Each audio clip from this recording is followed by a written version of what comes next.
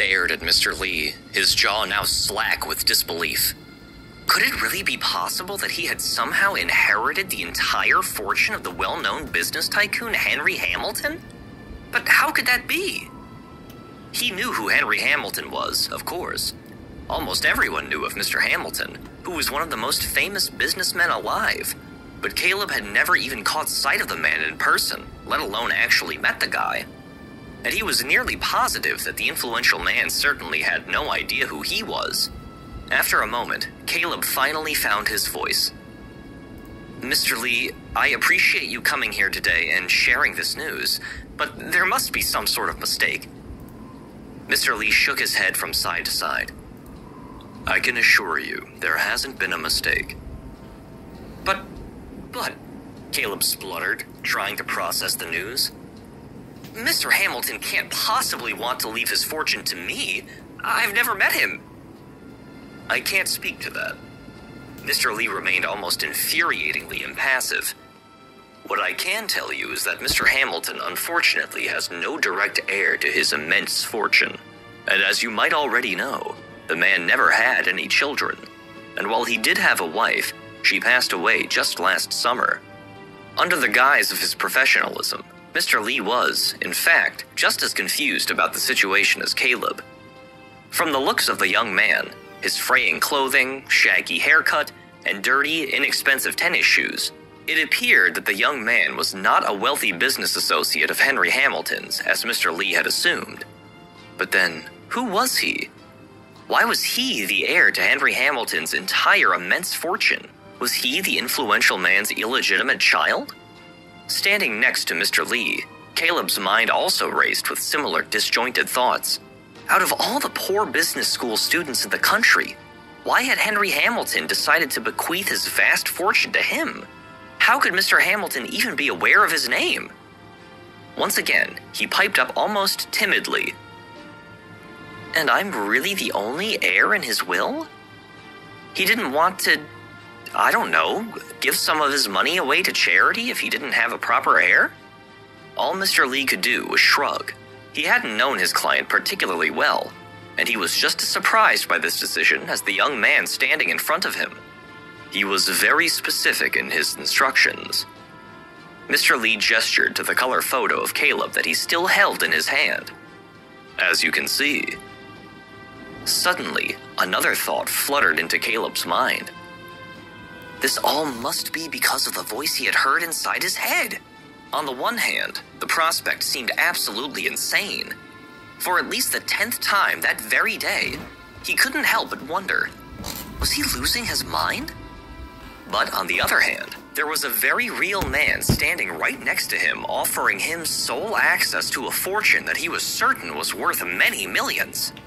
Thinking quickly, Caleb decided that the smartest thing to do was to seize the opportunity before it disappeared. Somehow, he was about to inherit Mr. Hamilton's entire fortune. His life was about to be transformed. He quickly signed his name on the document and passed it back to Mr. Lee. Then he addressed the attorney in a voice that he hoped sounded loud and confident. Well, that's fantastic. Thank you for meeting me here today. Now, Caleb did his best to make his voice sound casual. Not an easy feat given the excitement of the situation. If I can ask, how much of Mr. Hamilton's fortune is available for me to access immediately? Mr. Lee frowned as he tucked the contract back into the document bag. Of course this scraggly young man wanted to know how much of the fortune was available to him immediately. He would probably go out and blow it all within the first week. Typical. But outwardly, the attorney remained professional. Like I mentioned, according to the terms of this agreement, all of Mr. Hamilton's funds will belong to you once the contract comes into effect. As you can imagine, many of his holdings are in real estate and other longer-term investment ventures, but he does have about $10 million available in cash, if you estimate conservatively. Caleb tried not to visibly stagger backward upon hearing those words. $10 million in cash! Before he could outwardly react, Mr. Lee continued. If you do happen to want more liquidity available to you, you can certainly sell off some of Mr. Hamilton's real estate over time. I'd estimate the current worth of his properties is somewhere between 27 and 30 million. 27 to 30 million dollars? Now, Caleb was unable to control his elation. And when will this contract come into effect? Mr. Lee scratched the top of his chin. A minimum of 2 days, Mr. King. For the first time since he had entered the forest earlier that afternoon, Caleb felt a sharp stab of disappointment. 2 days. And what if I wanted to access that $10 million immediately? Would there be any way? Mr. Lee eyed the young man suspiciously. What could he possibly need so much money for immediately? Was he addicted to drugs? Although the young man didn't particularly look like an addict. Maybe he had gambling debts. He didn't really look like a big gambler either, though. I'm sorry, Mr. King, but I'm afraid that won't be possible.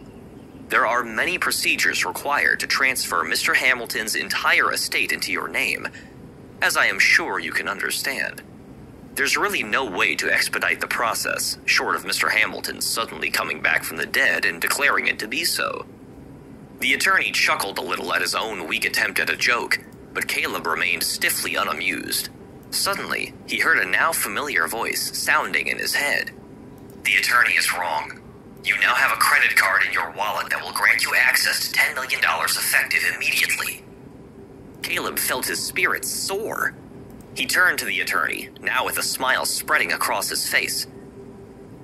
Mr. Lee, do you happen to have a car? Caleb had taken a taxi to the woods following his explosive argument with his girlfriend Ambrosia. In the moment, he hadn't thought through how he would get back. That had been a problem for a future time. And now, of course, that future moment had arrived. Yes, of course I have a car. Mr. Lee pointed to a black BMW that Caleb could only faintly make out in the distance through the trees. Fantastic. Can you please take me to the Bank of the Patriots on Main Street? What did the kid think he was, a one-man taxi service? But nonetheless, Mr. Lee nodded politely. After all, this young man would soon be in possession of immense wealth and influence, whether or not he realized it himself. And it had been Mr. Hamilton's final instructions to treat the young man with the utmost respect, for some inexplicable reason. Certainly, Mr. King. Not a problem at all. Mr. Lee started off in the direction of his car before realizing that Caleb wasn't following him. Instead, Caleb remained rooted in place as he took his old iPhone out of his pocket, threw it onto the forest floor, and suddenly began stomping on it as hard as he could with the heel of his boot. Was the young man entirely insane? After a few moments, finally satisfied, Caleb picked the now ruined phone up off the ground and slid it into his pocket. He turned back to the attorney. Okay, are you ready? Mr. Lee briefly thought about asking Caleb why he had just decided to destroy his phone, a seemingly illogical choice of actions. But after a moment of consideration, he decided that it would be best to ignore the matter entirely and not ask any questions at all. After all, the kid could do whatever he wanted with his life. Mr. Lee just had to close out his work on Henry Hamilton's estate, and then he would be free of the boy. 10 minutes later, Caleb and Mr. Lee pulled up in front of the Bank of the Patriots. The attorney was about to pull his car into a parking spot when Caleb suddenly held up a firm hand, stopping him in his tracks. No need for you to come inside. You can wait for me out here. Mr. Lee tried not to do a double take. The young man had been wealthy for less than an hour, and he was already giving out orders as if Mr. Lee was his employee. But outwardly, he remained calm and professional. Whatever you'd like, Mr. King. Failing to notice his attorney's frustration, Caleb exited the car and sauntered into the bank. With a newfound spring in his step, he walked right up to an empty teller's window. Hi there. I'm here to withdraw some money. A large amount, actually. The teller looked up from her work, an annoyed expression on her face. She raised a bubblegum pink acrylic nail in the air, gesturing toward a long line of bank patrons. Mister, in case you haven't noticed, there's a line. In response, Caleb just raised an eyebrow. Oh? And do I have to get in line if I'm here to withdraw $1 million? He knew he was being unnecessarily cheeky, but he had been treated like a speck of dust for his entire life, and now he was all too eager for something to change. He was ready to be treated like he meant something in the world, because now, suddenly, he did. But across from him, the bank teller looked still more irritated rather than impressed as he had hoped. Yeah, if you really want to withdraw $1 million, you're going to have to make an appointment in advance. She gave him a judgmental once-over, and he could tell that she was taking in his shabby appearance and treating him accordingly. Not to mention that Caleb knew the teller was not being honest with him. He had seen other customers come to this bank and withdraw large sums of money without an appointment in the past. Why should he be treated any differently? He was sick of being treated as less than. It had been an entire lifetime, and now, finally, he was ready to be treated with some respect. Caleb took a deep breath, trying to keep his voice calm. I don't think that's true, actually. I'm happy to get in line. I don't need any sort of special treatment, but I don't believe you're correct that I need to make an appointment. I've seen other clients come in and withdraw large sums of money on the spot before without any issue. The teller narrowed her eyes at him. Are you accusing me of lying to you? I'm telling you, you need an appointment, okay? It was clear that she thought Caleb was just messing with her and wasting her time. But what could he do to convince her otherwise? Just as Caleb was about to shrug with frustration and give up, another older male teller appeared who seemed to be the female teller's manager. Excuse me, what seems to be the problem here? Before Caleb could answer, the female teller spoke up. It's just a stupid kid messing with me, Ben.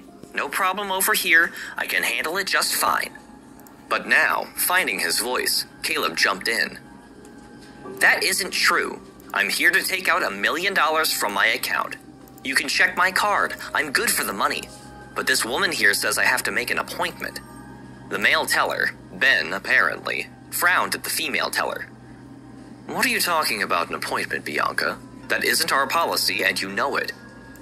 Sensing a victory, Caleb opened his wallet and took out his new bank card that had mysteriously appeared.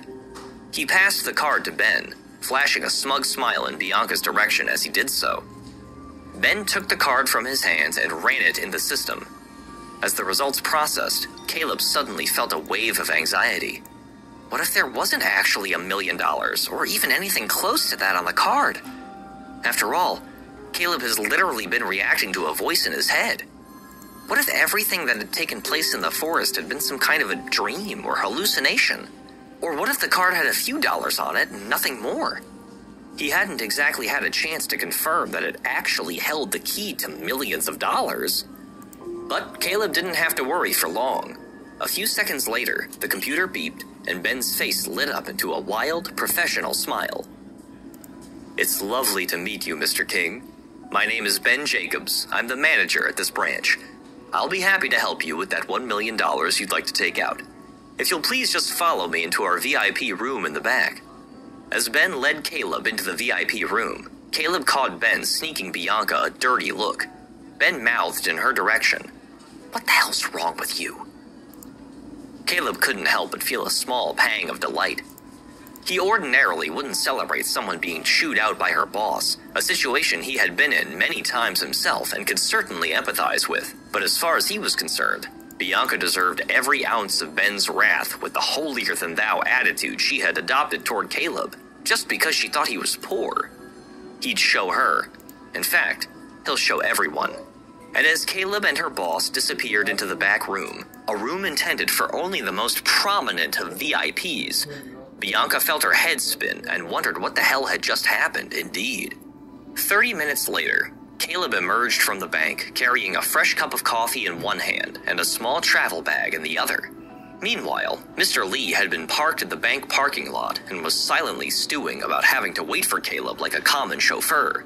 But when Caleb emerged from the bank whistling and holding what Mr. Lee could only imagine was a bag full of hard cash, even he couldn't help but feel impressed by this young man. So, how did it go? And what's in the bag? Mr. Lee asked as Caleb slid into the passenger seat. $1 million, Caleb grinned, feeling on top of the world. Now, Mr. Lee, Do you think you might have time to make one more stop?